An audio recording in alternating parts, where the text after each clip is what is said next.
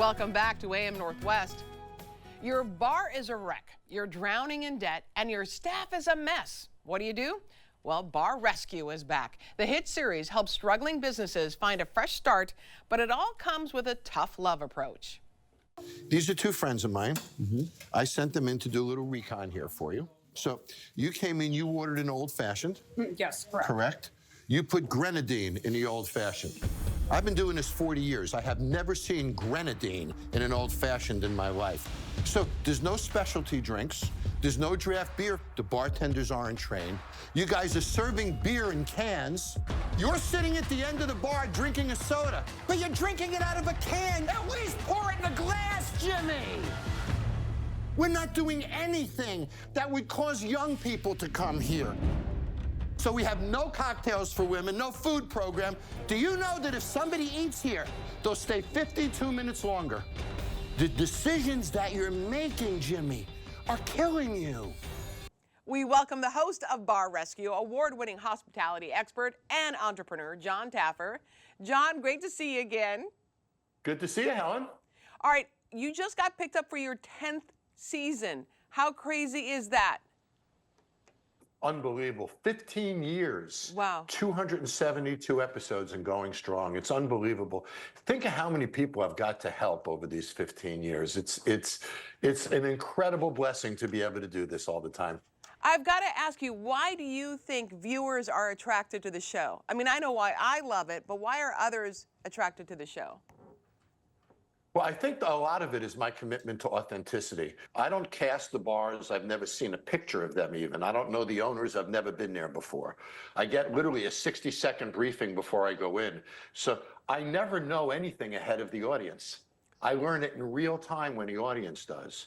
So I think authenticity is a lot of it. Also, you know, every failing bar, Helen, has a failing owner. Yeah. And that's a powerful story. It's a story of humanity. And can we turn this around? And can we save this family? And can we save their house? And I see it as a massive responsibility. You see how aggressive I am.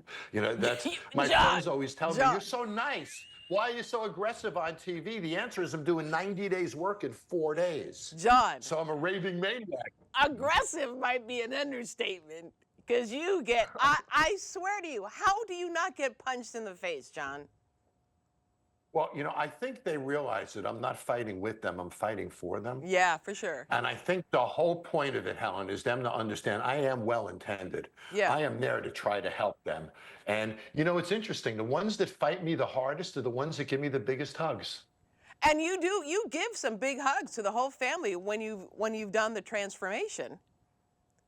Oh, and you know how good that feels? Think about this, to bring the family in, to see the new business and to hug their mom and their dad and the new energy. And it's so exciting. You know, again, it's just an incredible thing to do. And every time I get that hug, I just want to do it more and more. You know what I noticed in the most recent episode, or maybe the ones previous too, is you say you want to help bar owners who are worthy. Because there have been, I think I recall seeing two where you said, no, this is not going to work.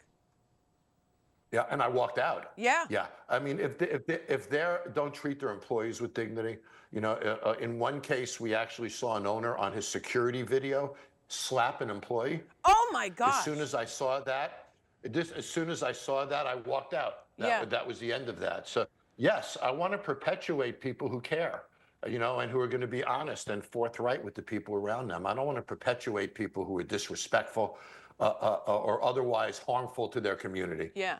Now, I've learned a lot from your show over the years. I feel like I could open my own bar and be successful thanks to you. I won't do that. What would you say are the biggest mistakes bar owners make when they decide to open up a bar? Well, first of all, if you did, Helen, don't open it for you. Right. You can't be everything you can't be something to everyone. You got to be everything to someone. So pick your demographic. What is your age group? What are their music likes? What are their food likes? Know your customer, and then build the bar for them, not yourself. You don't have to like the food. If they love it, that's all that matters. Yeah. It seems like the ones that I think when I watch the show, I think, oh, this is not going to work. It's two guys who are buddies and they like to party, and so they decide to open a bar. You're exactly right. You know, I tell people all the time, if you're into drugs, don't become a pharmacist. And if you're into drinking, don't open a bar. Right?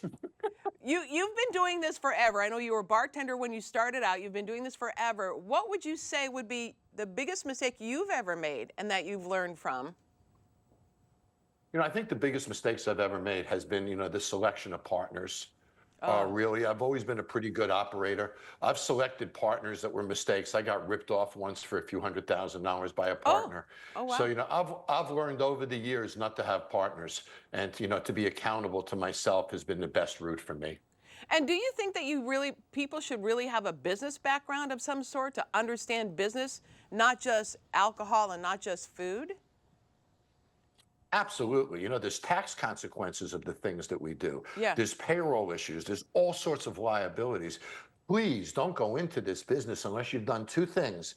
A, have some knowledge of business, and B, have worked in a bar or restaurant. Then you begin to get qualified. Yeah. I have to say, I just watched the most recent one with Jimmy. He had to take over the bar after his mother died. She had taken it over after his father died. That was really powerful, and the ending was just so very sweet. That must have really touched you, too.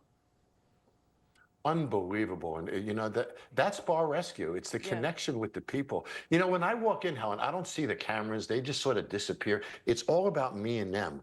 All I see is their eyes, and those moments where they turn around, where they're happy, where I can feel that I've made an impact. Some of the greatest professional moments I've ever had. Yeah. There's nothing more rewarding than finishing a bar rescue episode and having them look at me and say, "Thank you, Jon. You really changed our lives." Yeah, that's awesome. Imagine being able to do that every week. I love it. We want to tell our viewers that Bar Rescue airs Sunday nights at 10 on the Paramount Network. Thank you so much, Jon. Great to see you again.